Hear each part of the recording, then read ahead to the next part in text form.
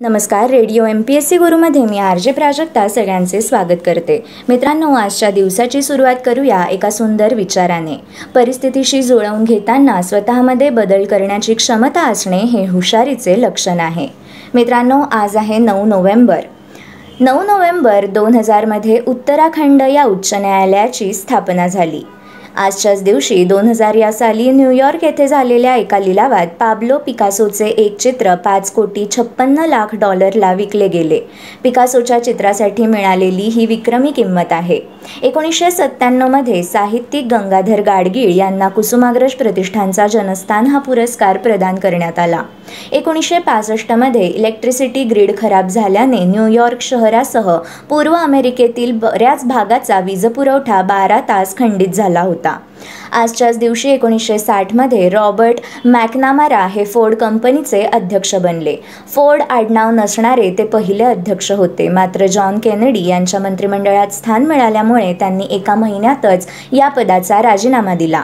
1953 मध्ये आजच्याच दिवशी कंबोडियाला फ्रान्सपासून स्वातंत्र्य मिळाले. 1947 मध्ये 9 नोव्हेंबर या दिवशी भारत सरकारने जुनागड संस्थान बरखास्त करून ताब्यात घेतले होते.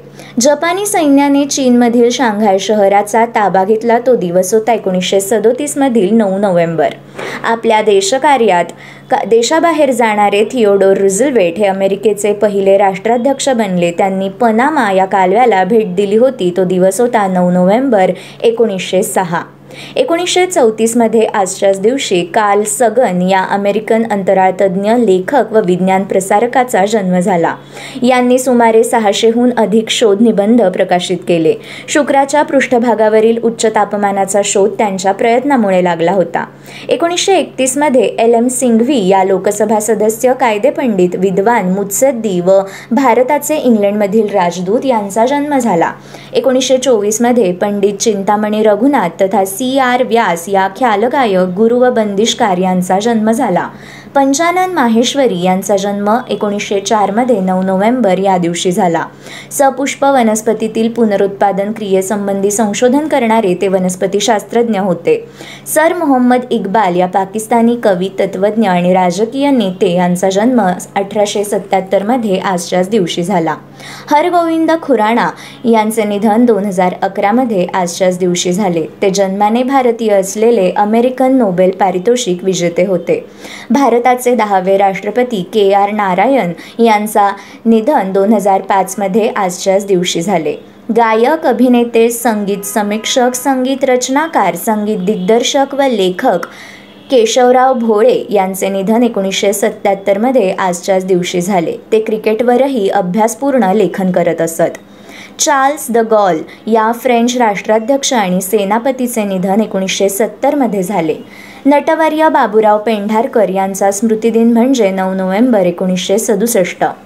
महर्षी अण्णासाहेब तथा धोंडो केशव कर्वे यांचे निधन 1962 मध्ये 9 नोव्हेंबर या दिवशी झाले.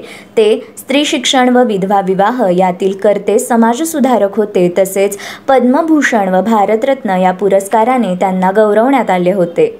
इस्रायलचे पहिले राष्ट्राध्यक्ष चेम वाइझमॅन यांचे निधन 1952 मध्ये 9 नोव्हेंबर या दिवशी झाले. तर इंग्लंडचे पंतप्रधान नेव्हिल चेंबरलेन यांचे निधन 1940 मध्ये 9 नोव्हेंबर याच दिवशी झाले. मित्रांनो, हे होते आजच्या दिवसाचे दिनविशेष. अशाच माहितीपूर्ण दिनविशेषांसाठी stay tune to radio MPSC Guru. आमच्या या कार्यक्रमाचा फीडबॅक देण्यासाठी तुम्ही आम्हाला व्हॉट्सॲपवर मेसेज करू शकता. त्यासाठी आमचा व्हॉट्सॲप नंबर आहे 8698869880 अर्थात 8698869880. ऐकत रहा radio MPSC Guru, spreading the knowledge, powered by spectrum academy.